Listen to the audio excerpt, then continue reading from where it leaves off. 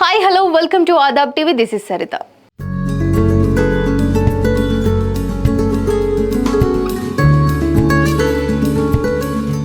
So ఈ మధ్య కాలంలో ఏఐ కీలక పాత్ర పోషిస్తుంది.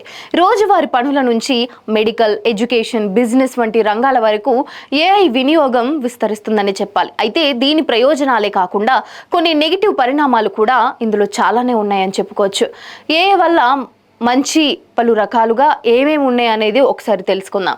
ఆరోగ్య రంగంలో విప్లవాత్మక మార్పులు, అంటే ఏఐ సహాయంతో క్యాన్సర్ వంటి తీవ్రమైన వ్యాధులను ముందుగానే గుర్తించవచ్చు.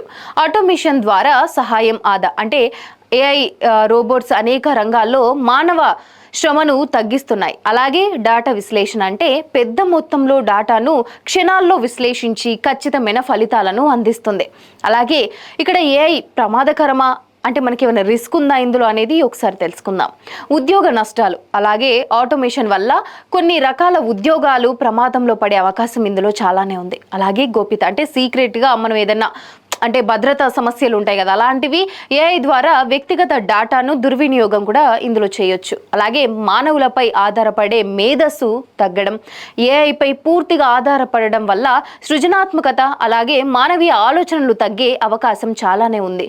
అలాగే ఇక్కడ మెయిన్గా నిపుణులు ఏం హెచ్చరిస్తున్నారంటే ఏఐ వినియోగం అదుపులో ఉండాలి. ఇది మానవుల పనిని సింపుల్ చేసేందుకు మాత్రమే ఉపయోగపడాలి, కానీ మనిషిని పూర్తిగా భర్తీ చేయకూడదు. అలాగే ప్రభుత్వాలు మరియు టెక్ కంపెనీలు ఏఐ ఎథిక్స్ పై మరింత దృష్టి పెట్టాలని నిపుణులు సూచిస్తున్నారు.